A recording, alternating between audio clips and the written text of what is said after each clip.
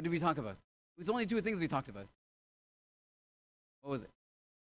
Topics. I'm not taking details, just a general topic. What did we talk about?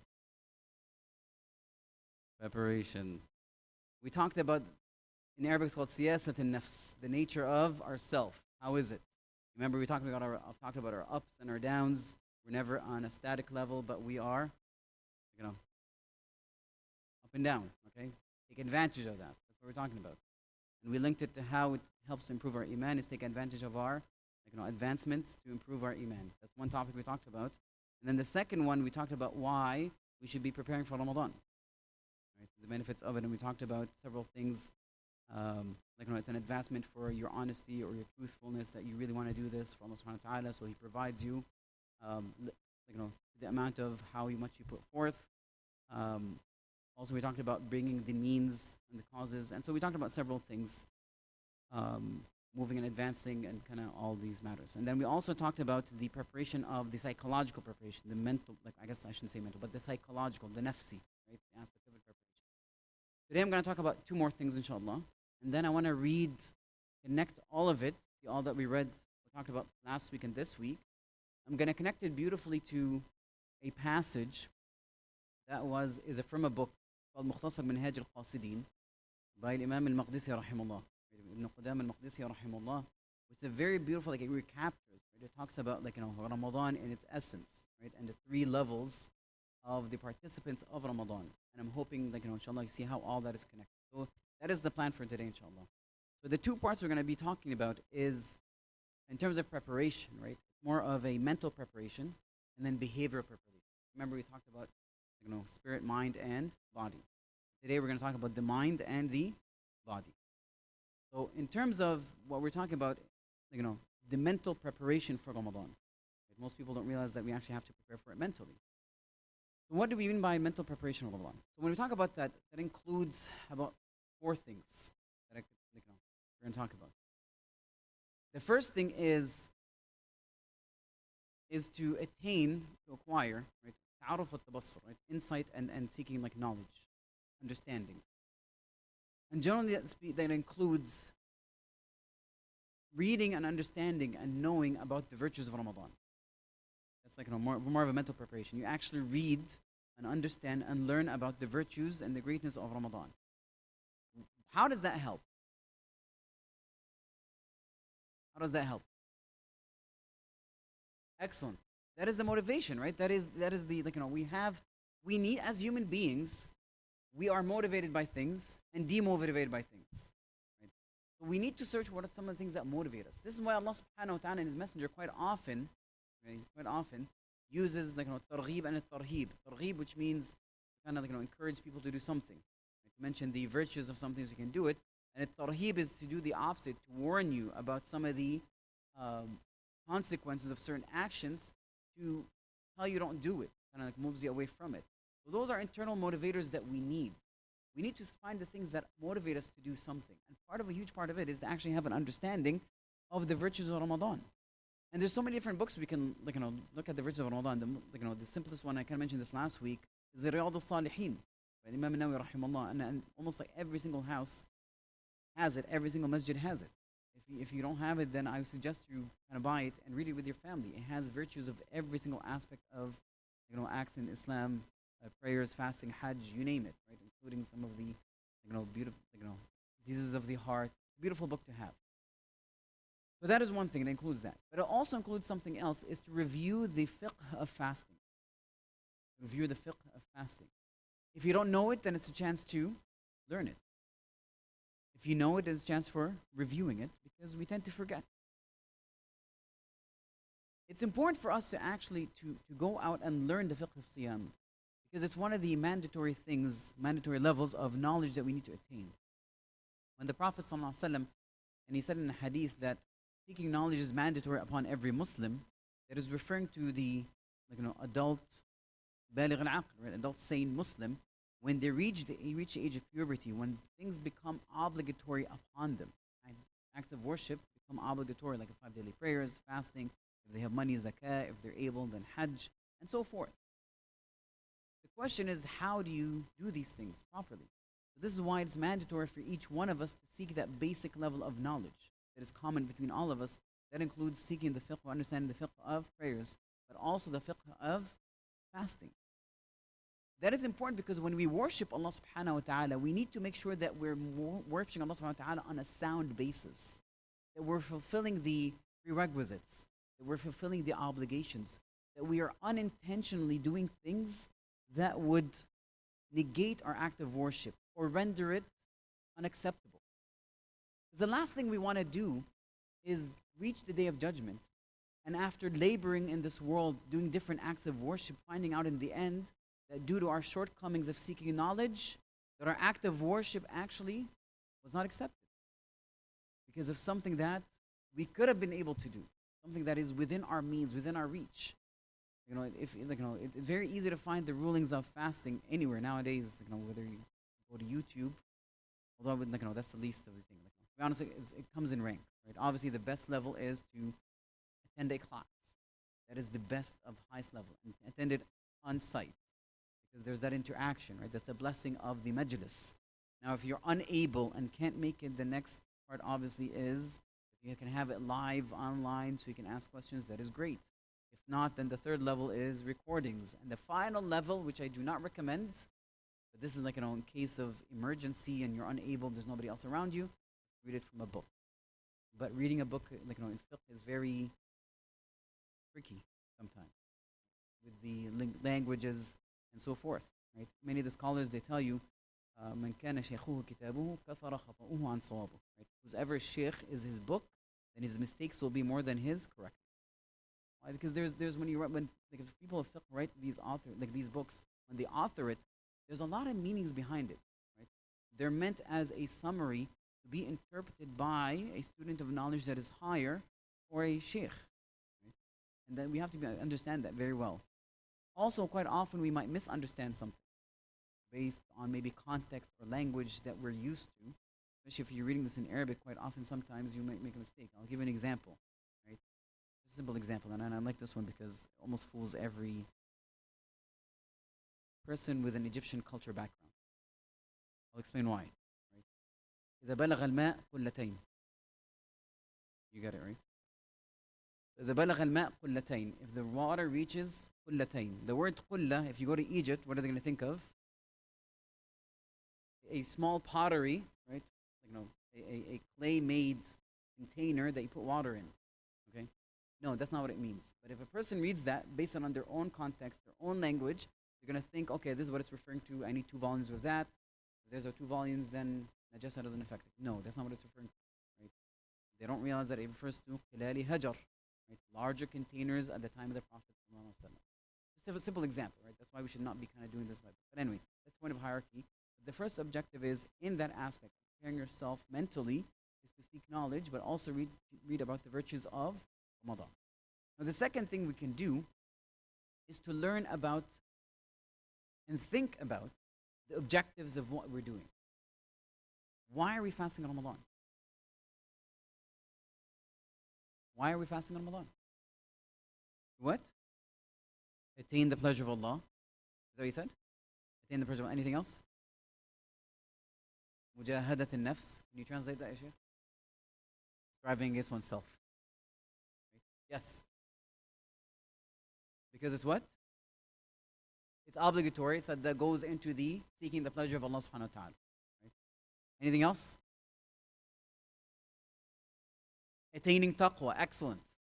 Allah subhanahu wa ta'ala said, كُتِبَ عَلَيْكُمُ الصِّيَامُ كَمَا كُتِبَ عَلَى الَّذِينَ مِنْ قَبْلِكُمْ لَعَلَّكُمْ تَتَّقُونَ. Right?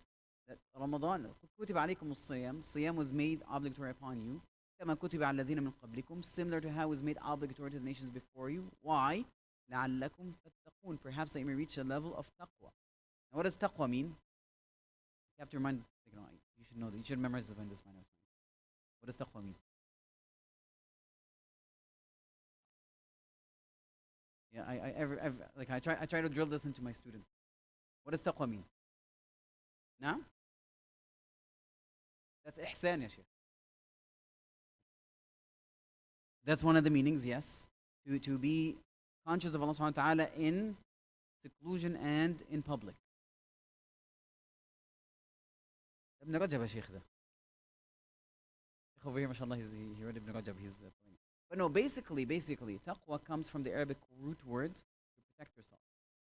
Okay, but what are we protecting ourselves from? We're protecting ourselves from the anger of Allah subhanahu wa ta'ala and His punishment by fulfilling His obligation and refraining from sin.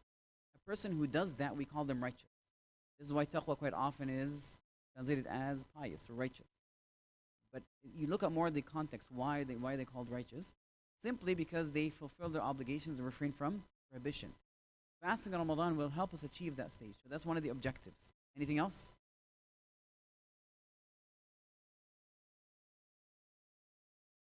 We talked about that last time, in the beginning.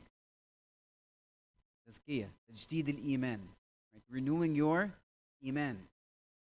That's one of the benefits of it. If you think about all these benefits, mentally, you think, okay, this is something that I need to put all my effort in to attain the pleasure of Allah subhanahu wa ta'ala and His forgiveness, to attain the level of taqwa, to what else do we say? Increase our iman, right? But also it's an opportunity to start, with a new page. Most people use New Year's, right? It was a few months ago, but realistically, Ramadan is one of the best opportunities for us to turn over a new page. If we ever there's something that we need to start, Ramadan is one of the months that makes it easy for us. Allah subhanahu wa ta'ala changes the organization of this entire universe, how things are, so that it will facilitate for us to be able to get close to Allah subhanahu wa ta'ala easier. Right? Refrain from things a lot that are impermissible a lot easier. So if you think about it, when we're fasting, naturally speaking, we try to protect it. And so we are fasting away from a lot of things that are prohibited. And then we become used to it during the day for so many hours. In the evening, right, our desire to indulge in it becomes even reduced. And so it becomes very easy for us to use Ramadan as an opportunity to start a new page. Whatever we need to kind of, improve on in our lives. Use that as an opportunity. Whether it is to remove things that are, ruining our relationship with Allah subhanahu wa ta'ala, or we want to rise to upper ranks, improve certain things. This is a great opportunity for it. That's one of the objectives of Ramadan. All right. Now, in terms of the third intellectual thing that we can do, requires a bit more thinking and a thought process. Is to think about what are the things. Think about the previous Ramadan, last Ramadan.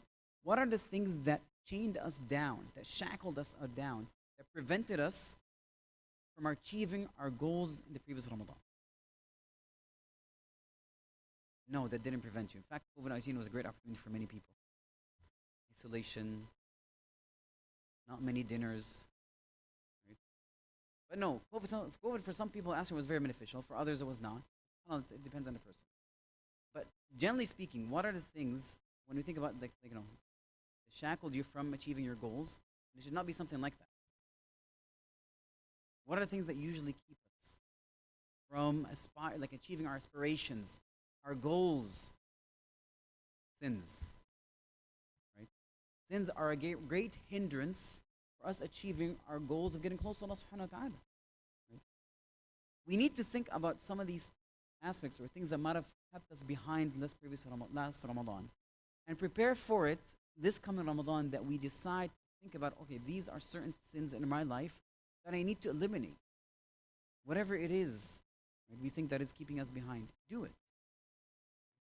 Now I'll tell you one thing that I actually notice that people don't realize that really prevents them from in the end enjoying the actual act of worship, focusing, having khushu', and that is social media. And what I mean by that, we're so accustomed to social media that between prayers, what do people do?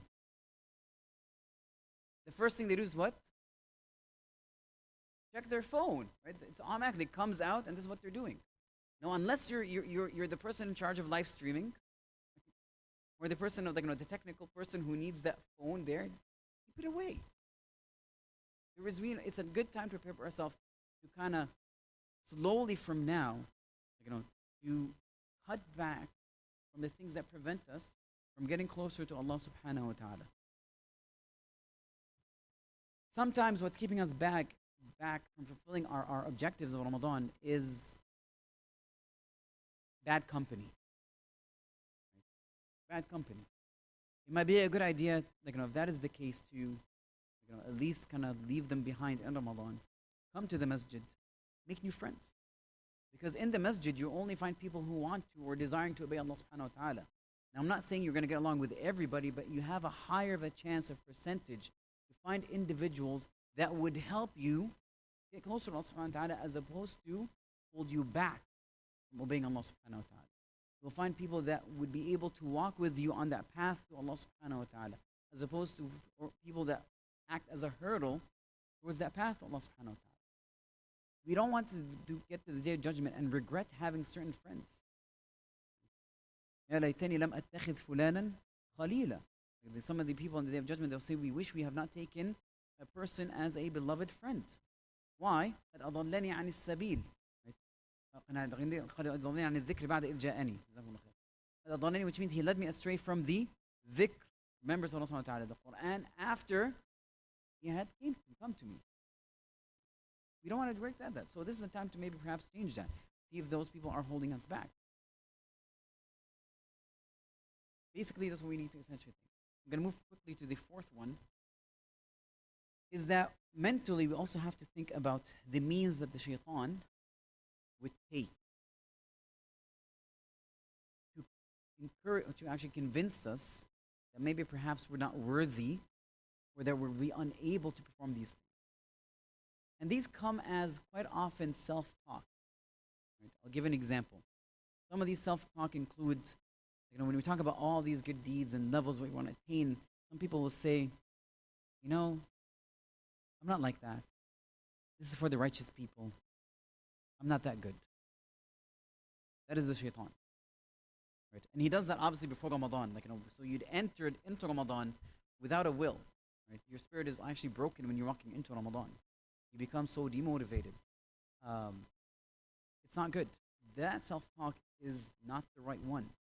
That is the shaitan actually trying to influence you, putting you down, so that you don't rise up, becoming among those who achieve taqwa. Because who's preventing you? Really, who's preventing you? We know that no matter what you do, the minute you ask Allah for forgiveness, what happens? Listen, guys, I need interaction. It's not a hard question. What happens when we ask for forgiveness? Allah forgives you, right? No matter what we did.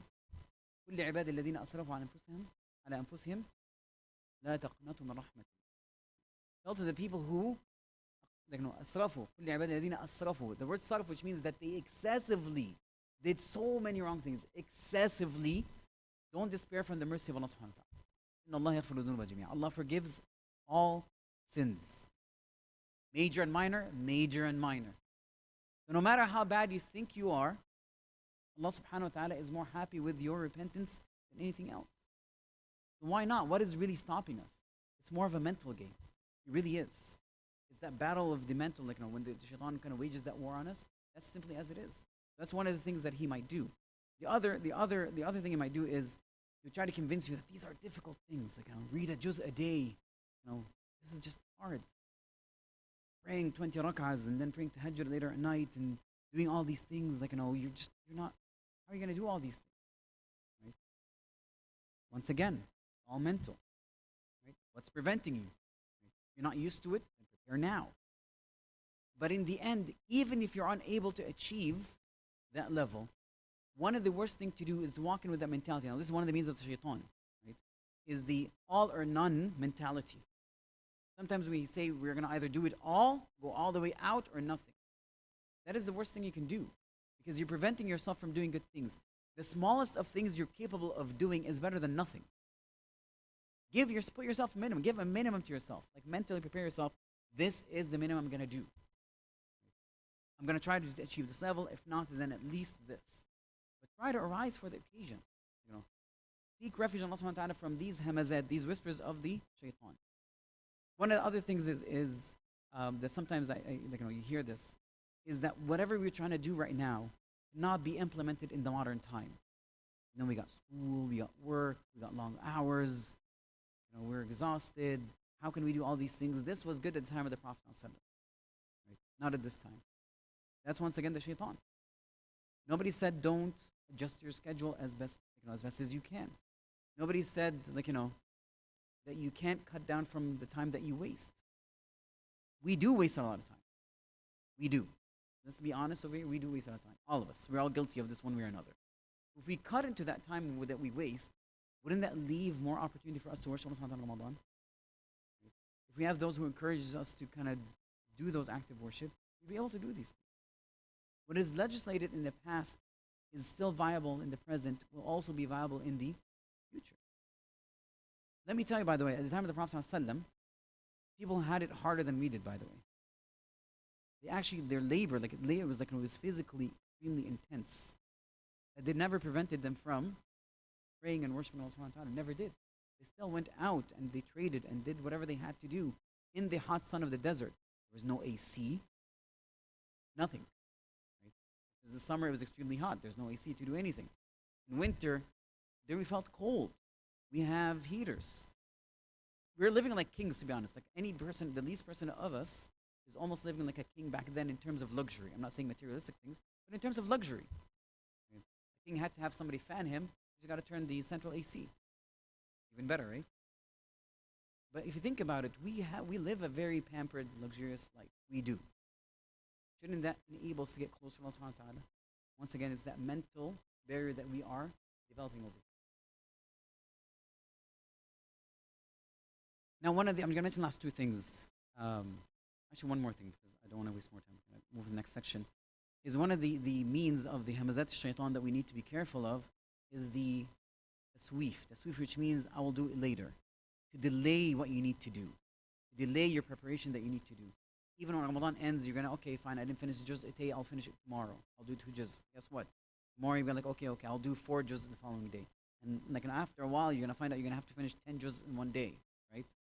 That delay from the shaitan, convince you before you enter, is, we're going to do it later on. Don't do that. To think that you still have time, that is not true. Every minute that goes to waste will be regret, a source of regret on the day of judgment. It will be. All right, let's move to the more of the practical now. Right, the actions that we can do, the practical aspects that we can, how we can prepare ourselves. So this is like they call it a suluki, behavioral preparation. Right, things that we can actually do and prepare ourselves, like behavioral preparation for Ramadan. The first one is to sit down and plan. You need to put it on a pen, on paper. Put it on paper. I know most people don't use paper now. They use their phones or some sort of soft copy. It's fine. Do it. Whatever you need to do, put it down. Plan ahead what you're going to do. Right? What are your Ramadanic projects? Doesn't matter what it is. Am I going to help in the soup kitchen? Am I going to help prepare iftar for the needy? Am I going to come in the masjid and sit in the corner to read a juz of Quran? Am I going to, whatever it is, whatever the projects you want to achieve in Ramadan, sit down from now and break down in every single detail possible how you're going to do it. You know your day. You know when you go to school, you know when you go to work, you know all these things. Work around it. If I'm going to come back from work, that's what I'm doing. Right? I have this time on the weekend, I'm going to do such and such. Plan ahead of time. Don't waste your Ramadan. Even if you have to go to invitations, visiting family, schedule that in. Right? We're going to work around it. If you do that, you have a nice plan to do with things that you are able to do. That project you have to do. So that's a behavioral action. Because you don't want to waste in the end. You don't want to waste all these objectives that would go to waste because we haven't planned. And I know business people use this. If you don't plan, you plan to fail. If you don't plan, then you plan to fail. Literally, that's simple as it is. Anything. If you don't plan for Ramadan, I don't want to say the other half. I ask Allah how to protect from this. But I hope none of us feel achieving something in Ramadan. This is the worst thing we can do. So inshallah, we kind of invent that, overcoming by planning. Now the second thing we can do is to practice. Called the tamreen, right? To practice. Or muhaka, which is to imitate. Right? Practice and imitate. A person who wants to be good at a sport, what do? They practice. You understand that shit, right? If you want to be good at worship, what do you need to do? Practice. That's the bottom line of it. Otherwise, we become we're not fit enough, physically, mentally, spiritually, to perform all these deeds. Similar how sometimes we're not physically fit to perform physical activities. Part of Ramadan, by the way, is physical, but also the whole aspect of spiritual and acts of worship. If we're not fit for it, haven't prepared enough for it, practiced enough ahead of time, then we might not be able to achieve the best that we can.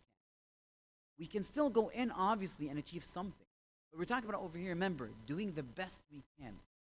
So practice at a time. If it's reading the Quran, practice the Quran. If it's fasting, then fast extra. If it's late from now, start practicing. I'm not saying you have to do 20 rak'ahs for now, but at least work up to it so that when Ramadan enters, it's not almost like a surprise for us. Of course, mentally we understand we're gonna there's 20 rak'ahs, whatever the case is, but physically becomes a shock. Mentally becomes a shock. We get worn out very quickly. Fasting, right? That is in terms of preparation for it, right? Prepare yourself physically from now. Now, one of the other things that you can do in terms of behavior is to be proactive against your enemies. That sounds weird, right? What am I talking about over here? I'm talking about the enemies that prevent you from achieving your goals in Ramadan. Proactive. So enemies, that prevent you from enjoying the act of worship. Such as what? Such as hunger, thirst, distractions. Those are your enemies. Now, if you are not used to being hungry for so long, mashallah, everything is ready and available. People eat every 3 hours. Right? They have to snack on something every 3 hours. And there's a crazy diet that tell you should feed every 2 to 3 hours. Right? You're gonna be tired in Ramadan. Your body's accustomed to being fueled every hour, 2 or 3. When it doesn't get that nourishment, things that is starving. When not, we already have enough fat in our body to sustain us for the month of Ramadan if we don't eat. True, it is. Right? That's the reality of it. The reality of the world that we live in. So, but your body doesn't know it, right? It thinks it's going to starve. So you need to practice, train it ahead of time, right? Start prolonging the time period. If you are a person who gets easily very thirsty and boggled down by thirst, then start prolonging, the time where you drink. You drink every, let's say, 4 hours, 5 hours until you extend it. Food, the same thing, right? So food, hunger and thirst would do that. Sleeping 12 hours in Ramadan is not a good idea. It's not. It's the opposite of what we're supposed to be doing. This is the time we're supposed to be exerting our effort. Okay? If you are a person who needs 8 hours of sleep, start training yourself a little bit. Right? Let's see how we can cut this down a little bit. Right? Or even if we need to take naps here and there, whatever you need to do, you are more aware of your body that you need to do. You need to sleep early, later, whatever the case. You need to kind of train your body that you should be able to kind of be awake more, or to minimize the amount of sleep that is beneficial for your body. Each one of us requires a certain amount of sleep, otherwise that they will be tired. Let's cut that down to the bare minimum so that we're not completely tired, but also don't oversleep. And we have enough energy to conduct everything we do, fit as much as we can in the times of Ramadan. Coffee, for example, right? There's a huge, distraction for a lot of people. If they're extremely tired in Ramadan, they stop enjoying the fasting. By the time it comes in the evening, you're just extremely tired. You need to cut back down that. Go ahead and do it. Just reduce all these things. And I kind of also mentioned, social media. Cut down on it. It's a true distraction. It's a true enemy that will prevent you. Because rather than opening it to a page of Quran, reading on your phone, you're doing something else. Right? Facebook, if you can shut it in Ramadan, trust me, shut it out. Unless you're kind of dependent on Islamic classes, whatever the case is. There are other means, if you find out the information you need for Ramadan, before Ramadan, so you can cut off that Facebook, unless, once again, it's necessary. But as much as you can, start fasting from social media. Interesting fast. Try to do that. All right, the other thing we can do, last thing I'm going to mention today before going into Qasr al-Qasidin, one of the behavioral things that's important for us that would help us before Ramadan is that tawasi bil-haqq wa tawasi bil-sabr. Enjoying in good and enjoying in patience. Because what I'm talking about over here is talk to other people about preparing for Ramadan. Encourage one another, right, to do that. Why? Because when we talk to other people around it, when we talk to other people about this topic, it really settles it in our mind that we ourselves need to do something. The more you talk about something, the more you realize how important it is. The more you realize, okay, I need to do something about it. Everybody else is doing it. So it's a good idea for you yourself start talking about to your your spouse, your siblings, your parents, your neighbors, your friends, about the importance of preparing for Ramadan. I know nobody took notes, so I don't. Inshallah, hopefully you remembered all this. But no, talk about it. You know, have sittings if you're gathering like a family gathering. Just bring it up. The importance of it, and ask each other. Okay, let's help one another. What can we do? What's the plan? Let's sit together and make this plan together. Right? Let's help one another. That is in joining in good and calling one another to good. That is a behavioral thing that really does help us prepare for Ramadan. All right, now I'm going to try to combine all of that from a passage that was written by Ibn Qudam al-Maqdisi rahimahullah from Kitab Mukhtasar Minhaj al-Qasidin. Right? This it's a beautiful summary of Ihya Ulumuddin. The huge volumes of Imam al-Ghazali rahimahullah. So this book is a summary of Ihya Ulumuddin. And it almost took the summary of Ihya Ulumuddin. Ihya Ulumuddin was summarized, then this person summarized it even further. He pretty much took the cream of everything in there and put it in one volume. So there's a chapter about Ramadan. Right? So the author starts by saying, know that Ramadan has a khasisa, a speciality, right? That is none like others. So there's something special about Ramadan, and it's not like any other form of worship. And he said the evidence for that is that Allah subhanahu wa ta'ala, that speciality aspect of it is Allah subhanahu wa ta'ala attributed fasting to himself. Meaning that this deed that you do, he attributed for himself. All other actions are attributed to you. So the salah is for you. Hajj is for you. Which means it'll benefit you directly, whatever the case is. But he said, As-sawmu li. Allah subhanahu wa ta'ala said in the hadith, he said, As-sawmu li wa ana ajzi bihi. Fasting is for me and I will reward for it. And this is narrated by Imam Bukhari rahimahullah and Muslim.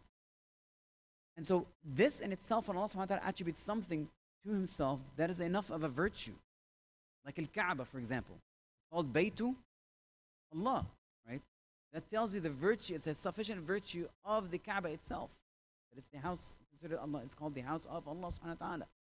So As-Sawm is for Allah subhanahu wa ta'ala. So the author says it's sufficient that it is a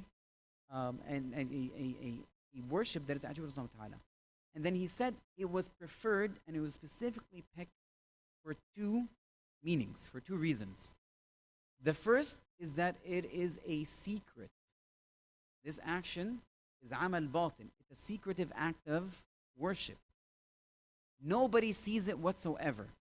And there is no riya. Riya is a show-off in it. There is no true riya in it.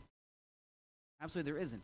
Because a person who's fasting, nobody knows truly that he's fasting or not. Is that right? Because it's purely an intention. People can lie about it. People can eat behind other people. But nobody will truly know this person if he's fasting or not except that person and Allah subhanahu wa ta'ala. So it's truly a hidden act of worship.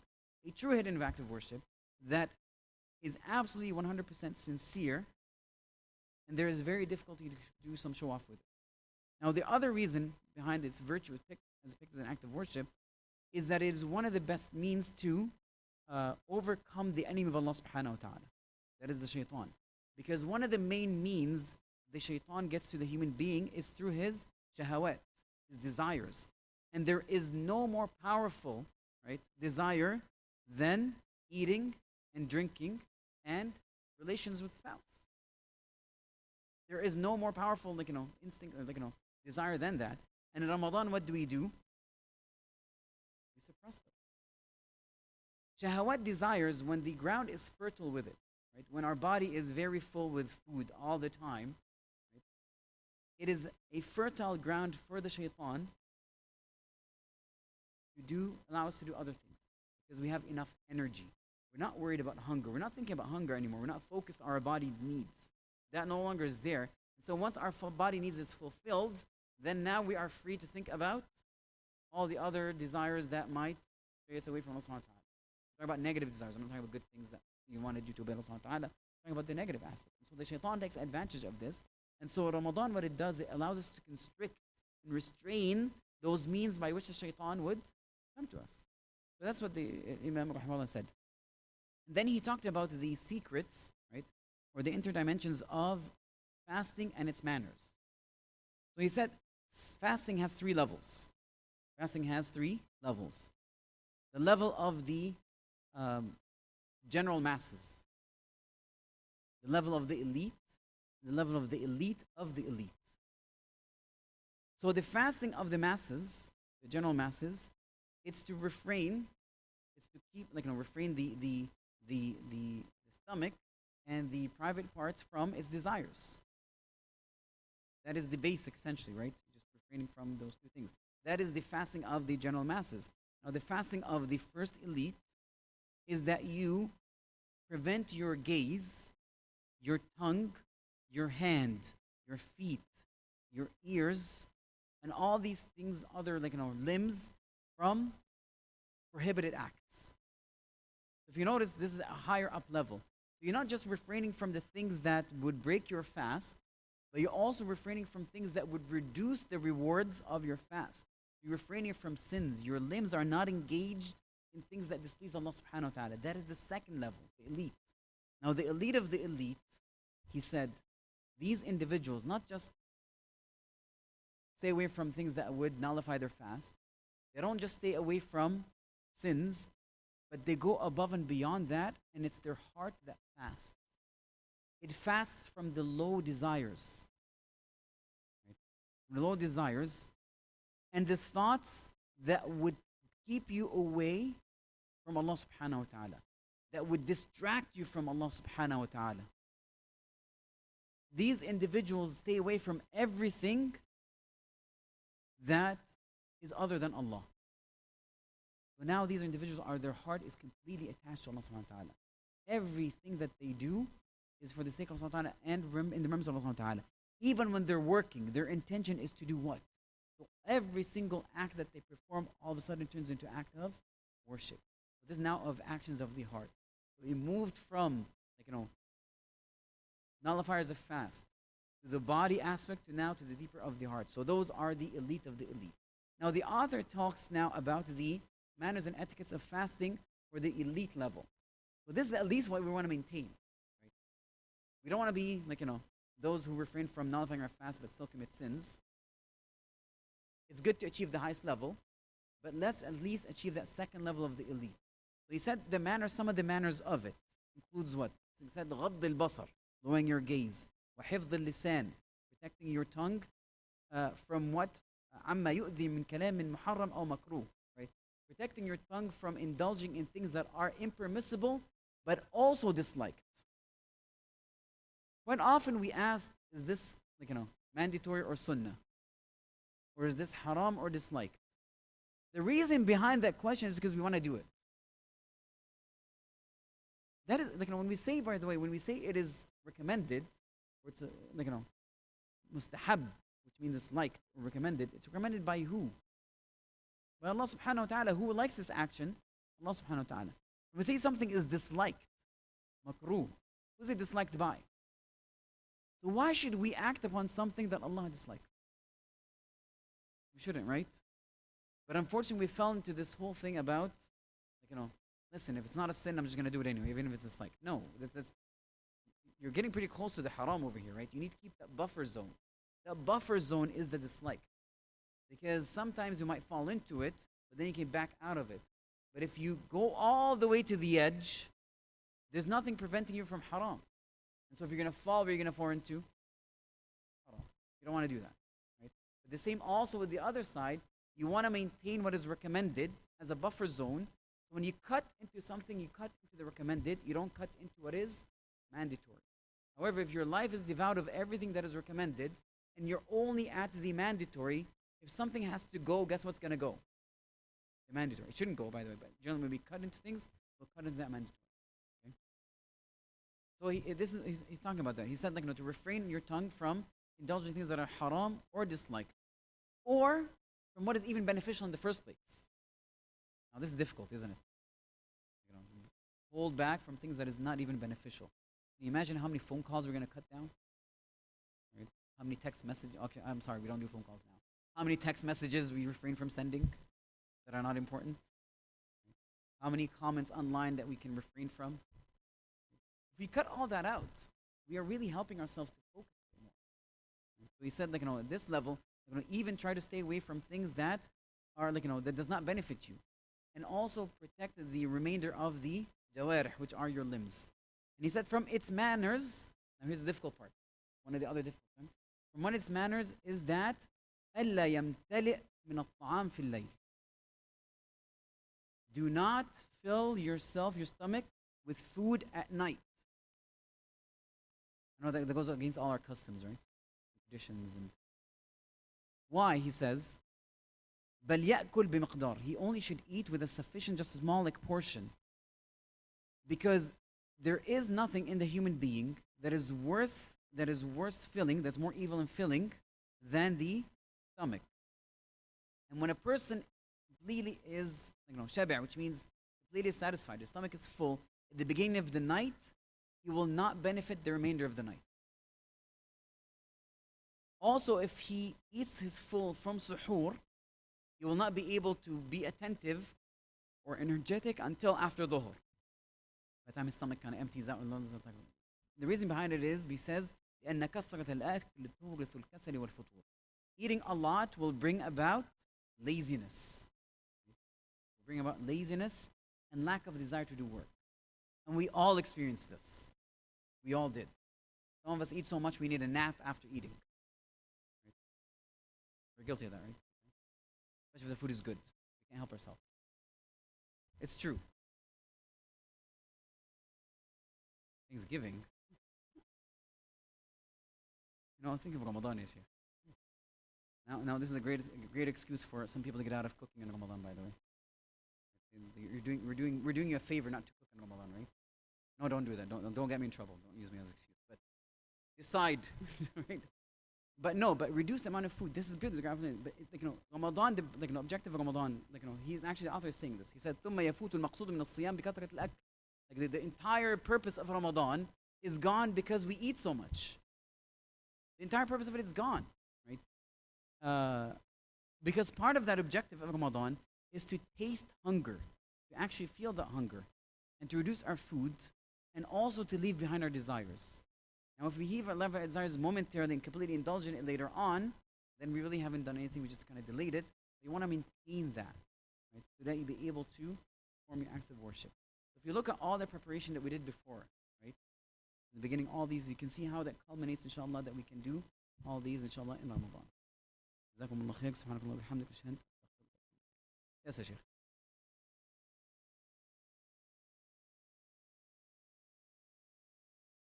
Yes, of course it is. It's applicable to everybody, Sheikh. No, there's different degrees of fasting in Ramadan. Right? These are ranks. So the person who fasts with intention and iman, then his sins are forgiven. But if you continue doing sins in Ramadan, that's a bit problematic, right?